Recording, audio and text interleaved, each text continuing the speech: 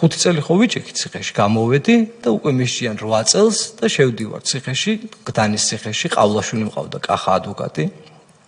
და ამ კახა მითხრა, რომ შენო ციხეშიო, კი ხარო გიორგიო ნაჟდომიო 5 წელიო, მაგრამ ციხეო არ გაქვს ნანახიო და ციხეს ეხანახაო და მართლა ეს ვინ გითხრათ? კახა ყავლაშვილმა მითხრა. ადვოკატმა მითხრა. ესეც იმიტომ ყავდა, რომ დაახლოებული პირი იყო მაშინ იქ და მამაჩემი ციხეში და კიდე მე ხა მეორეჯერ იქნებ მოგვეგვარებინა რამენერად და გამოვეშვით. მაგრამ რა მოგვარებაზე ადეიშვილთან ვიყავიო შესულიო და შავსიაში ხარო პირდაპირ მითხრა.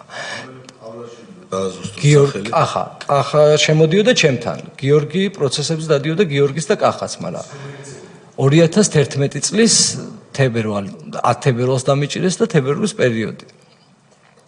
და პირდაპირ მითხრა, რომ ადეიშვილს თქვენი ოჯახის გვარი არის შავსიაში, ესე მითხრა.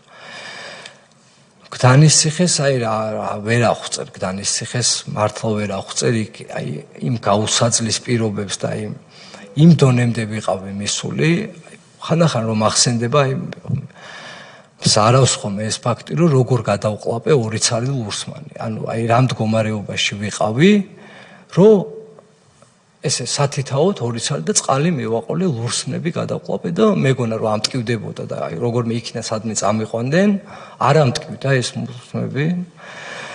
და როცა ჩამოვიდა ოლეგი ფაცაცია და რა ხდებაო, ჯერ ხელები დაიწყე უკან რაღაცები მიყვირი შორიდან. ციხის დირექტორის მოადგილე, ხო. და ეხაო გადაგიყვანოთ რეზვაინცაზეო და იქ არ აღმოგაშდეს რა გიქნათ, წამოდი მეთქი წავიდეთ ხო კარანტინში ხალხი მიყურებდა როგორ დავშალე ეს წოდებული ტუალეტის ბაჩოკი და იმაზე მიმაგრებული ლურსმები როგორ გადავყლაპე და კარანტინიდან ამიყვანეს ფუქსებში. ერთი დღე გამაჩერეს ფუქსებში, არც ექიმი არ მინახავს, არავინ არ მინახავს საერთოდ და მეორე დღეს კაბინეტში მეძახიან ესა ფაცაცია და გოგა ბუთლიაშვილი, რომელიც იყო მოადგილე, ოლეგი იყო ფაცაცია რეჟიმის უფროსი. ეს იყო უკვე მეორეჯერ ჩაწევა ჩემი კარანტინში. მანამდე ერთი კვირა ვიყავი კარანტინში. კარანტინში არა, ფუქსებში ვიყავი ერთი კვირა. აი ღია ფუქსები რომელიც არის, ხო იცით? დასაჯდომიც რო არ არის. საერთოდ დასაჯდომიც. ერთი კვირის განმავლობაში ვიყავი მანდ. პირველ ჩაყვანაზე კარანტინში. სრულიად უმიზესოდ, საერთოდ უმიზესოდ.